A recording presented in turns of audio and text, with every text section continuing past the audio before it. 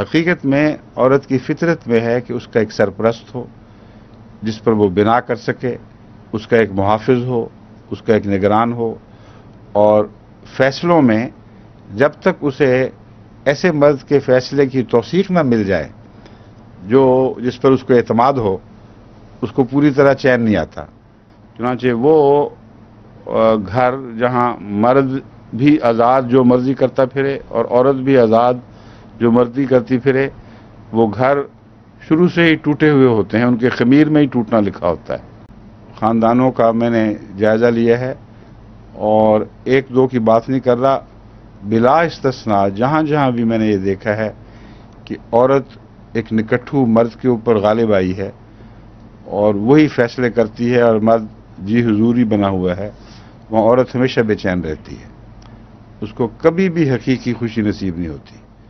یہ آیت کریمہ جو ایسی ہے جو مغرب میں بھی ہمیشہ محبس بنی رہی ہے، اور جہاں جہاں میں مختلف مجالس میں سوال و جواب کے لیے جاتا ہوں، وہاں خصوصیت سے اس آیت کے حوالے سے بعض اعتراضات اٹھائے جاتے ہیں۔ اول، مرد کی عورت پر فضیلت، ایک ایسے زمانے میں جب کہ عورت اور مرد کی برابری کی باتیں ہو رہی ہیں۔ دوسرے، عورت کا کامل مطیع ہونا۔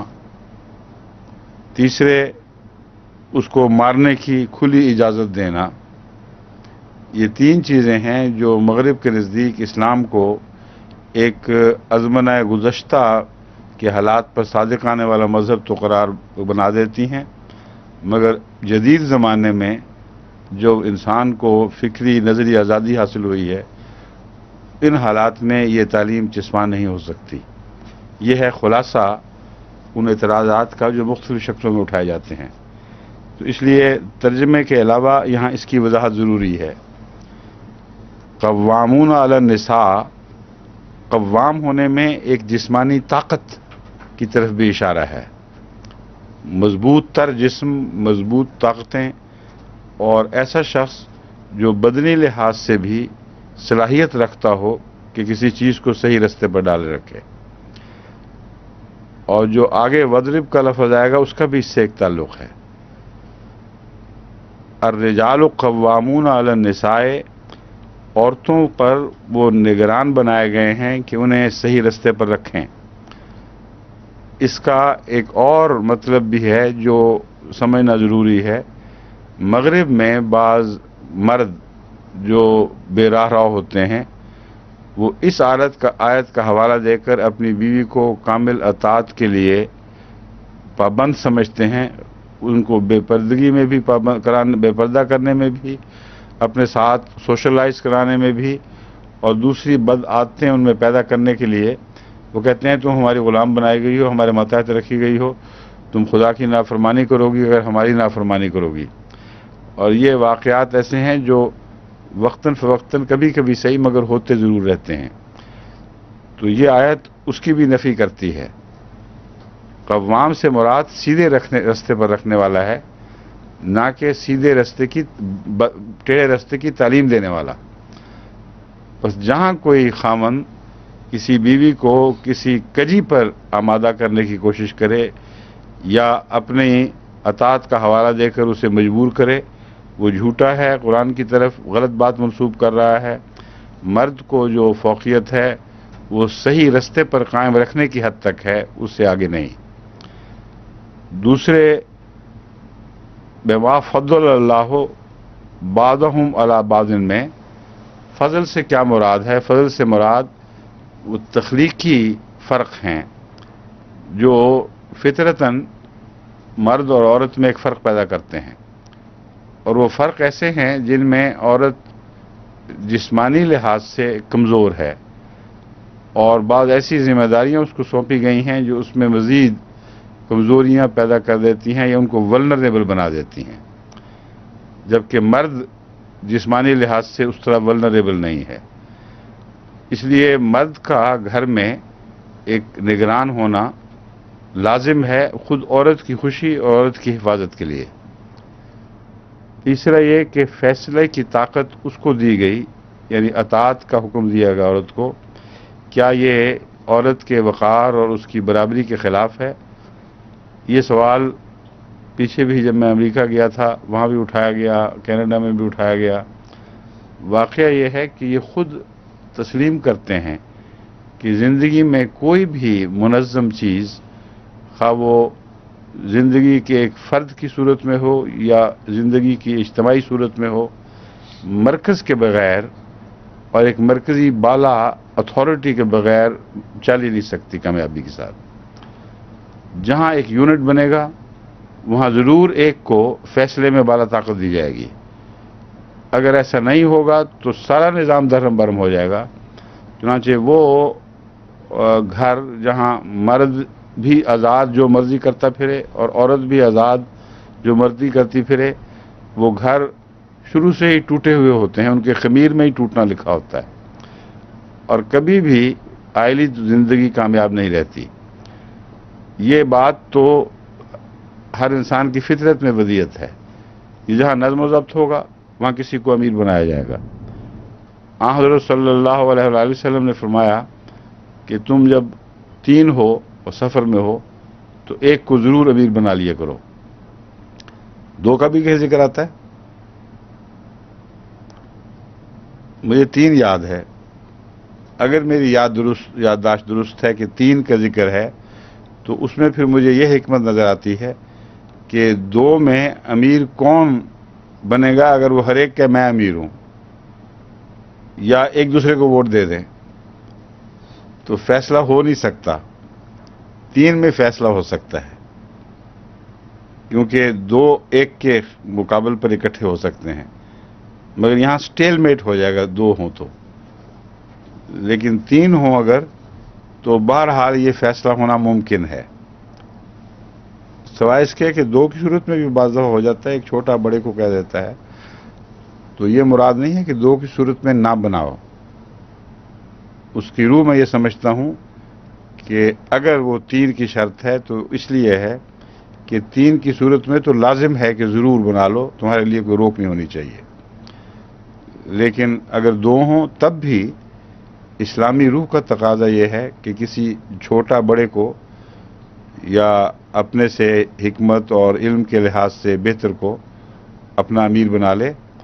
اس طرح ہر سفر مسلمان کے لیے محفوظ ہو جاتا ہے، کیونکہ ہر کرائسس کے وقت ایک فیصلہ کرنے والی اتھارٹی کریٹ ہو جاتی ہے۔ تو یہ اتنا عام مضمون ہے اور عام فہم ہے کہ اس کے ہوتے ہوئے اگر کوئی اعتراض کرتا ہے تو اس کی بڑی بے وقوفی ہے۔ زیادہ سے زیادہ یہ اعتراض ہو سکتا ہے کہ عورت کو اتھارٹی ملنی چاہیے تھی کہ وہ مرد پر رول کرے، مرد کو نہیں ملنی چاہیے تھی۔ اب جس میں طاقت نہ ہو، جو کمزور ہو، جو ظلموں کا نشانہ بننے کی شکایت کرتی ہو، اس بیچاری کو اتھارٹی دے کر اور بھی تکلیف دینے والی بات ہے۔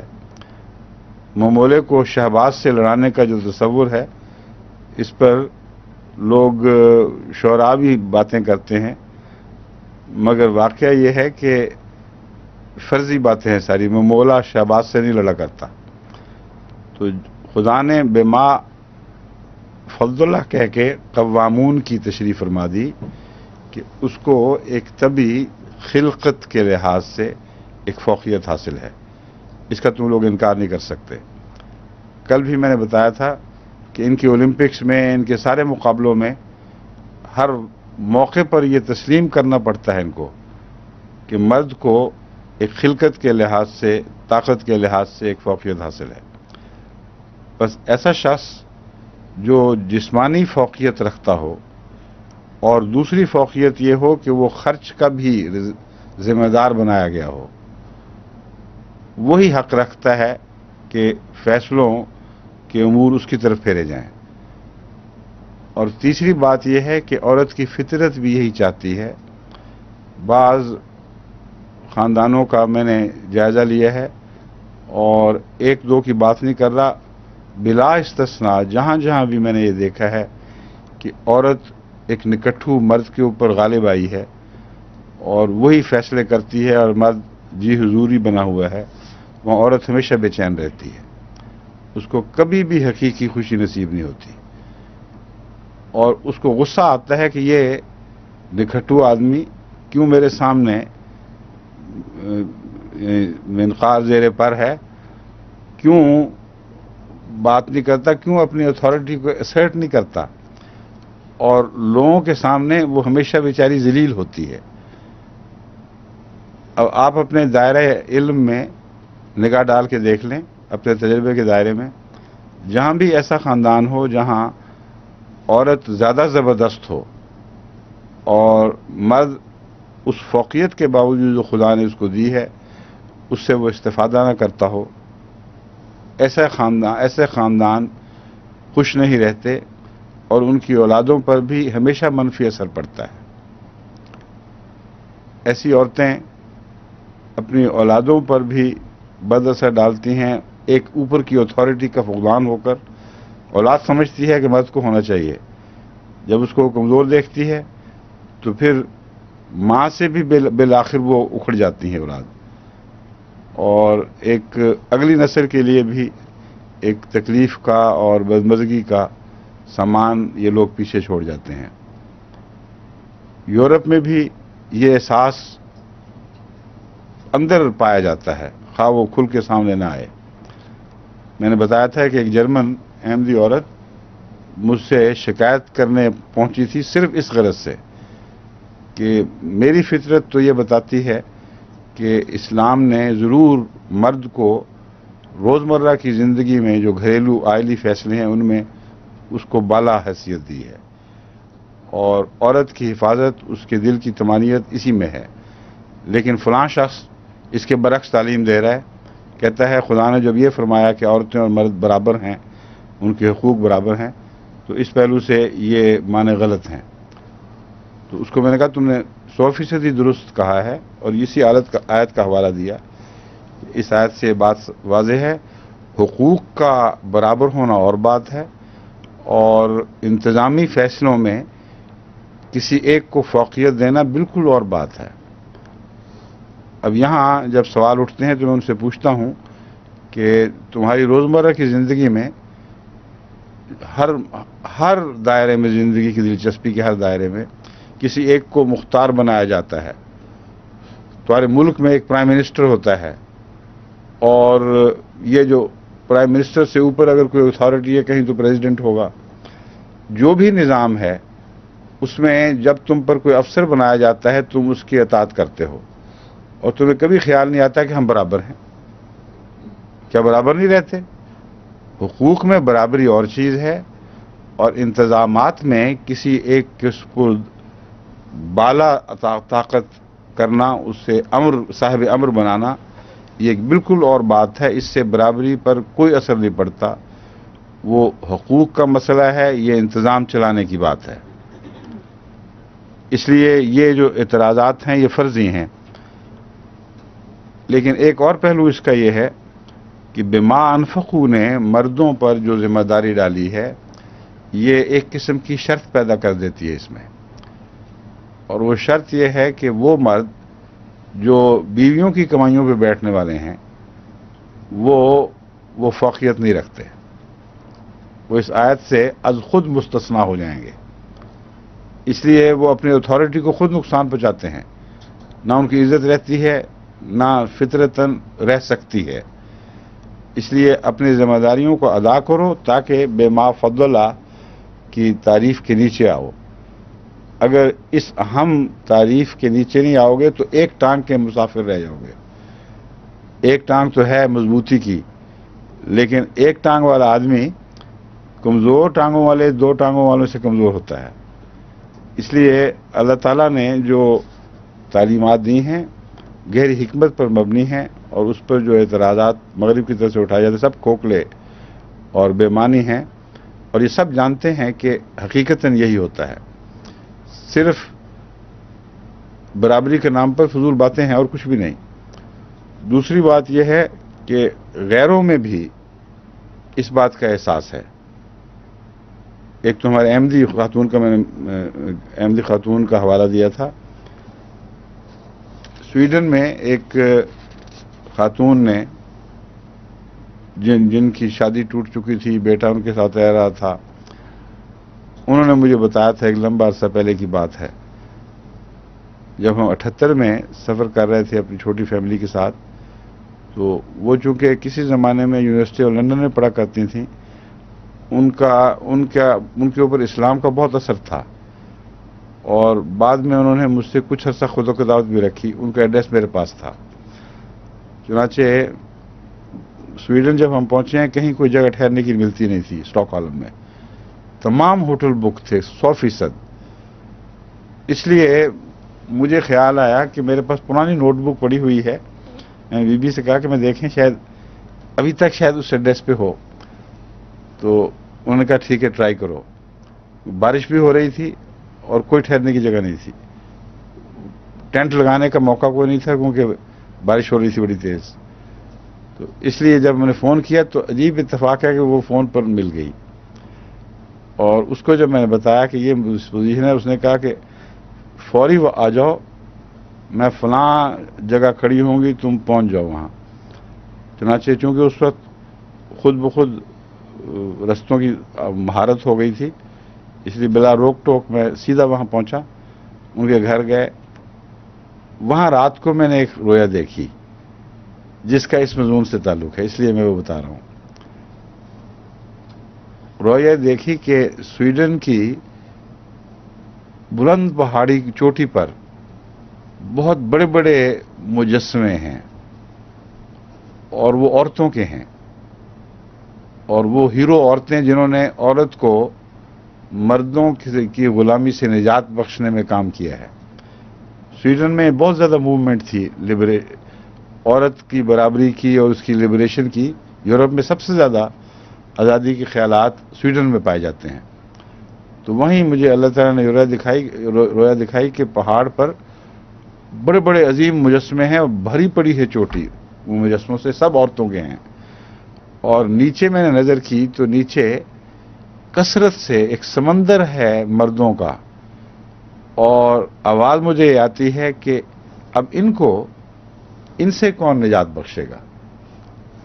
یعنی ان عورتوں کو نے تو مردوں سے عورتوں کو چھڑا لیا. اب یہ نیچے جو چھوٹے چھوٹے لوگ نظر آ رہے ہیں وہ پگمی سے دکھائی دے رہے تھے. اب ان کو کون ان سے نجات بخشے گا.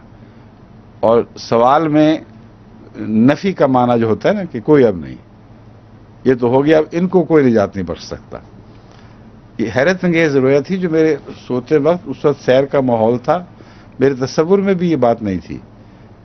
تو صبح نماز کے بعد وہ میرے اٹھنے کی آواز سے وہ بھی آگے کی چائے وائے پر تیار کرنی ہو تو میں دوں، تو اس کو میں نے رویا سنائی. رویا سن کے تو بمشکل اس نے آنسو ضبط کیے. بار بار چہرہ اس کا جوش سے بدلتا تھا، بل پڑتے تھے چہرے پہ، اور ضبط کر رہی تھی.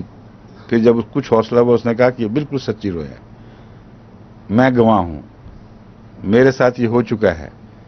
یہاں جو آزادی کا ماحول ہے، عورت کی آزادی کا، اس نے آئلی زندگی کو بالکل غیر محفوظ کر دیا ہے، اور ایسے رجحانات پیدا کر دیے ہیں کہ بات بات پر مرد سے جھگڑ کر اپنا مرد کو سوٹ کیس پکڑایا اور کہا گھر سے بھاگ جاؤ، مکان بھی میرا اور سب کچھ میرا.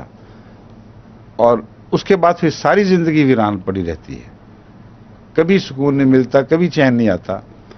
تو یہ حقیقت میں اس وقت ہمارا ملک اسی بلا کا شکار ہے. تو یہ غیر کی گواہی بھی میں آپ کو بتا رہا ہوں. حقیقت میں عورت کی فطرت میں ہے کہ اس کا ایک سرپرست ہو جس پر وہ بنا کر سکے، اس کا ایک محافظ ہو، اس کا ایک نگران ہو، اور فیصلوں میں جب تک اسے ایسے مرد کے فیصلے کی توثیق نہ مل جائے جس پر اس کو اعتماد ہو، اس کو پوری طرح چین نہیں آتا. اس لیے قرآنی تعلیم تو فطرت کے مطابق ہے. اگر قوموں نے اپنے مزاج بگاڑ لیے ہیں تو ان کو اصلاح کرنی چاہیے، نہ کہ قرآنی تعلیم کو اصلاح کرنی چاہیے. اگلا حصہ جو ہے وہ یہ ہے کہ وہ اس کے نتیجے میں ان پر جو ذمہ داری عائد ہوتی ہے، انفاق ایک اور شخص کر رہا ہے، خرچ کر رہی ہے ایک اور، خرچ کرنے والا اور وجود ہے. یعنی مطلب نہیں، انفاق کی ذمہ داریاں پورا کرنا ایک کا کام ہے اور انفاق دوسرے کا کام ہے. مرد کما کے لاتا ہے، عورت کو دیتا ہے. جہاں یہ سلسلہ ہو وہاں امانت کا تصور خود بخود آ جاتا ہے. جن مقاصد کے لیے خاوند کماتا ہے وہ آئلی زندگی کو بہتر بنانے کے لیے اسی دائرے میں خرچ سے تعلق رکھتے ہیں. اگر ان سے باہر خرچ کرے کوئی عورت اور ان مقاصد میں خرچ نہ کر کے ان کو نقصان پہنچائے تو یہ امانت کا حق ادا نہیں کر رہی ہوگی. بس یہ امانت کا مضمون ہے جو اس سے چلا ہے. فالصالحات ہو، بس پاک باز صالح عورتیں وہی ہیں قانتات جو عبادت گزار ہوتی ہیں، حافظات للغیب، باوجود اس کے کہ کوئی نہیں دیکھ رہا پھر بھی وہ اپنی امانتوں کی حفاظت کرنے والی ہیں. بے ما حافظ اللہ میں ہر قسم کی امانت داخل کر دی. اس ضمن میں ایک اور مزید بات یہ کہنا چاہتا ہوں کہ یہ جو ضرورتیں ہیں، فلاں بیماری وہاں تک پہنچ جائے تو یہ ہو، بیماری وہاں تک پہنچ جائے تو یہ ہو، یہ ضرورتیں ایک منطقی تقاضے کے طور پر ضرور زیر بحث آتی ہیں. لیکن یہ ایسی صورت ہے کہ اگر بیمار کو یہ ہو جائے تو پھر کیا کرنا چاہیے، یہ کیا ہو جائے تو کیا کرنا چاہیے، کس مقام پر جا کے آکسیجن لگنی چاہیے، کہاں وہ ٹیکے ہونے چاہیے، کہاں آپریشن ہونا چاہیے، یہ ساری بحثیں طب میں ملتی ہیں جسمانی اصلاح کے تعلق میں. تو کوئی مذہب مکمل ہو ہی نہیں سکتا جب تک معاشرے کی انتہائی صورتوں کو پیش نظر رکھتے ہوئے ایسی تعلیم نہ دے جو انتہائی صورتوں پر بھی چسپاں ہوتی ہو. تو انتہائی صورتوں کو روزمرہ کی عام صورتیں قرار دینا یہ ظلم ہے. روزمرہ کی عام صورتیں اس سے بالکل مختلف ہیں. بس ہم نے جو بھی معاشرہ دیکھا ہے اس میں ایک بات قطعیت سے ثابت ہوتی ہے کہ اسلامی معاشرہ دراصل ایک دوسرے پر نگاہ رکھنے کی تعلیم دینے والا معاشرہ ہے. مرد، جس قسم کے مرد حضرت صلی اللہ علیہ وسلم اپنے نمونے سے پیش فرمائے ہیں، وہ عورت کے مزاج پر خیال نظر رکھتا ہے، اس کے آرام پر نظر رکھتا ہے، کوشش کرتا ہے کہ جس حد تک ممکن ہو عورت کو مانگنے کی یا آواز کے ذریعے اپنے مطلب کو ظاہر کرنے کی ضرورت ہی پیش آئے. اور روزمرہ کے کاموں میں گھر میں عورتوں کی مدد کرنا یہ حضرت صلی اللہ علیہ وسلم سے اس حد تک ثابت ہے کہ حیرت ہوتی ہے.